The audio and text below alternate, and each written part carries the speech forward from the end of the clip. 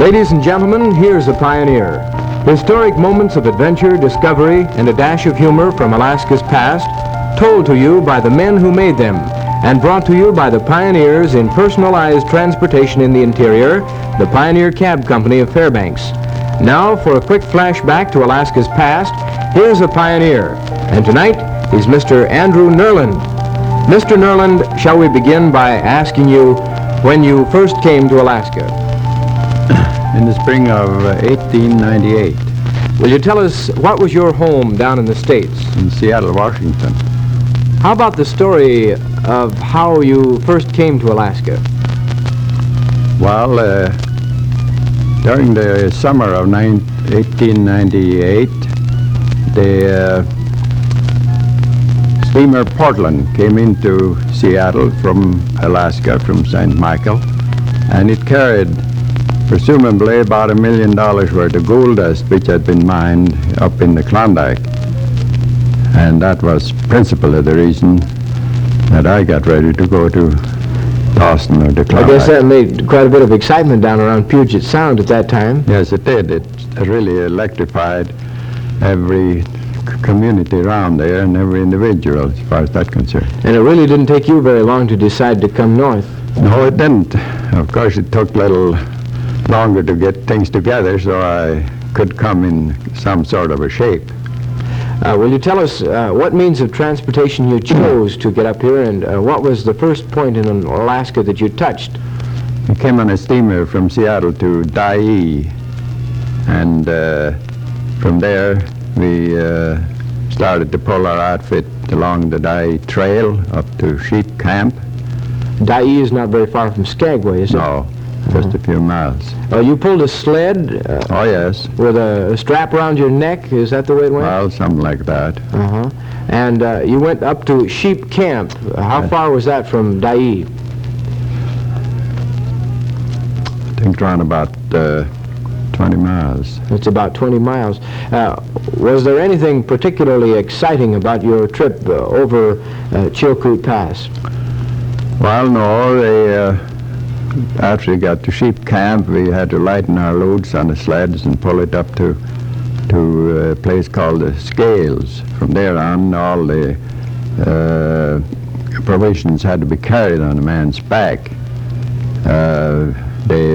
One thing happened while I was there. That was the big slide there that took place the first part of April in 1898. Snow slide? Yes.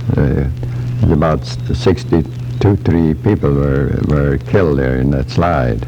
Mm-hmm. Will you tell us a little bit more about that? Where were you when the slide occurred, and how did you happen to hear about it, and just exactly what happened there? Well, we had our camp down at Sheep Camp, and this particular day being Sunday, and also that the weather was very heavy and very lot of snow was falling. So we decided not to go out that day, but there was a lot of people at the Scales that also commenced to get leery about the slides, and it said that about 100 people held onto a rope and started on for Sheep Camp, but they were caught by slide long before they reached Sheep Camp. The whole side of the mountain moved down there all at once. That's about it, yes. Did they get all the bodies out? Yes, the number of people that didn't get caught in the slide, but all the bodies were eventually dug out. Everybody that were camping around there pitched in and dug out the snow or the pile of slide so they could get at all the bodies, and they did get all the bodies, which proved in the spring that there were none left there. I see. Now, as I understand it, you left from Dyea near Skagway and went up over Chilkoot Pass and then down the other side to the Lake Bennett section, wasn't it? That's right. Uh-huh. How many traveling days do you imagine elapsed between Dyea and Lake Bennett? That must have been a long, long trip. Well, I think perhaps about 24 days. I imagine the travelers along the way were particularly interesting. Of course, they were all Chichakers, and were there any women in the travelers? Oh, yes, there were some women. Any children at all? Well, a few, not very many, though. Very few. A pretty tough trip for children. Well, yes, it was rather tough. Pretty hard to predict what was coming up. How did you make out when you got down to Lake Bennett? Were things pretty agreeable there? It was in the spring. I imagine the climate was with you. Oh, yes, it was very nice. Clear weather on Lake Bennett, and we made camp in a place where we could get lumber for our boat that everybody had to build, and it was thousands of people there doing the same thing. You really had a lot of company. I suppose they built some strange-looking craft, too. They did, that's right. Did some of them build rafts? Oh, yes, rafts, too. But mostly some kind of a boat. All shapes around, some of them nearly round, and some of them square, and some of them regular boats. Some very nice boats. I see. And then as soon as the ice in Lake Bennett went out, then you proceeded downstream in the direction of Whitehorse, is that right? Yes, that's right. Any particular difficulties in getting to Whitehorse and then on to Dawson?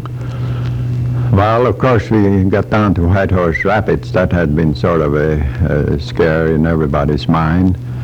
And of course, there was just hundreds and hundreds of boats waiting at the head of the rapids to go through. Everybody went down to take a look and came back and got their boats, those that thought they could go through, and sail on through. And others again got pilots to take them through, but evidently they all got through some way or other. What about your trip through the rapids? How long did it take, and was it particularly rough? No, I wouldn't say that. It was not any more than what we expected, having looked over the rapids beforehand. We sailed through there quite nicely in about 10 minutes. Oh, I see. That's all it took. Did you see anyone else in difficulty? Yes, there had been a crash there against a rock right in the center of the Whitehorse Rapids. Some boat had smashed right against the rock, and one of the men had saved himself by hanging on to the rock, and he was still there when we came by. And I imagine due to the condition of the water and so on, you didn't have much time to stop and pick him up. No, we didn't. Now, moving on to Dawson, how did you find Dawson when you got there? Pretty well developed, a big population? A lot of people there, tremendous lot of people. The streets were crowded with men, and going out on the creeks where all the trails were crowded, just almost like on a city. It was on a city sidewalk, big city sidewalk, just continuous flow of people. I imagine there was a terrific housing problem then. Oh yes, everybody lived in tents. They all had their tents long. Lived in tents. What about the food? I heard there were a few cases of scurvy there in the spring of '98. Yes, there were a few cases of scurvy, although I don't think very serious. But of course, fresh food started to come in then by people hauled food all the way from outside over the trail with horses right into Dawson.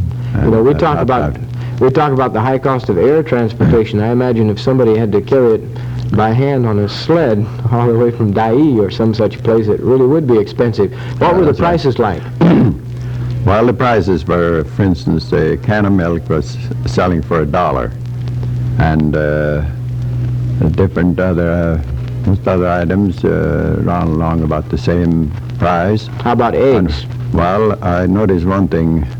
One of the first days I was in Dawson, I walked down one of the waterfront streets there, and I saw a barge, like quite a large barge, scow landed along the waterfront there, and I happened to see a sign on this barge. Was made with a marking brush. It says eggs, $300 a case.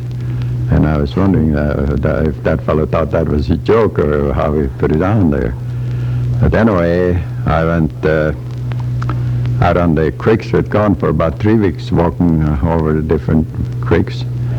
And I got back, that struck out to 300 and said eggs 150 a case. Well, I can see that the inflation period was over then. That's right, yeah. Uh-huh. Did you take a hand at prospecting yourself? Well, not just then. I did later on. I did know prospecting in 98, accepting going on stampedes and so forth, and probably stake some claims that later on perhaps didn't develop. Uh-huh. I did. I'm wondering how the rest of the newcomers to Dawson in that vicinity made out. Any particular stories about that? Well, I remember one story. They were telling right along that all the Chilkoot, most of them in a way, were anxious to get hold of some mining ground, and they didn't care where it was, just so that they could have some kind of a claim. It seemed like the story goes that about 2 or 3 Chilkoot came along up Bonanza Creek, and they talked to one of the old prospector, old miners there. He was working his claim there in the summer, and they asked him, say, do you know where we can get some mining ground? And the old timer, he was going to put him off, and he said, yeah, right up there on that high hill up there. Because at that time, nobody had ever thought of discovering any gold up on those high hills. But anyway, the Chilkoot took him literally, and they went up there, started to dig, and they dug, and it finally developed into one of the richest mining hills in the country. Millions was taken out of there. I see. Now, will you tell us where you met Mrs. Nerland? Well, I met her in Seattle a number of years before I came north. Well, then you made a trip out there shortly after you came up. Made a trip out in the fall of 99. Mm-hmm. Leslie was born here in the north, wasn't he? Yeah, he was born in Dawson. In Dawson. Mm-hmm. What year did you come to Fairbanks from Dawson? 1904. 1904. Spring of 1904. Was there any activity over here in 1904? Oh, yes, I'd say it was. How many people do you imagine we had here? A lot of people here, too. The steamboats coming in here were all crowded with people. And the streets here were crowded with people. And they were out on the creeks here, same as they did in Dawson, look over mining ground, and a lot of them found mining ground. I understand in those days the center of population was not only Fairbanks, but here in the outlying districts, just within a few miles. Yeah, the creeks out here at Clary Creek and Chattanooga and Gold Stream and Dome Creek. There were a lot of people there, and there were big operations there. Lots of individual mining concerns, and so that hired a lot of men. So those camps, they were quite lively centers. And there was a railroad running out to Chattanooga. Yes. And didn't you say there were a couple of banks at Cleary, just about 25 miles out here? Yes, that's right. At one time, I believe it was 3 branch banks at Cleary, branches from the banks here in this town. Those are the things about the old days that are really hard to believe now. Well, I think we've covered the past. I'd like to talk for just a few seconds about the future. I might say that Mr. Nerland, in his years here in Fairbanks, has served as a councilman and mayor and also on the legislature. Mr. Nerland, what idea do you have about Alaska's future on the basis of your experience of almost 50 years in the north? Well, I always have had great faith in Alaska, and I still have that faith. And I'm not afraid to gamble the balance of my life in staying with it and see whether the great things are coming through. But whether they are or not, why, I have found it a wonderful, satisfactory place in which to do business and to live. The people here, for all the years past, are wonderful people, and it's interesting to live in a place where you know a lot of people, both that comes into your store or that you meet on the street. And I have great faith in Alaska's future. All right, our thanks to you, Pioneer Andrew Nerland, for this interlude of reminiscence. We imagine that the name of Nerland will be well known in Fairbanks for many generations. I think so. And thanks to you, too, from Joe Coble of the Fairbanks Institution, whose 3 decades of service here have made it a pioneer in fact as well as in name, the Pioneer Cab Company. Friends, be with us again next Wednesday for another quarter hour of sourdough tales and the reminder that here's a pioneer.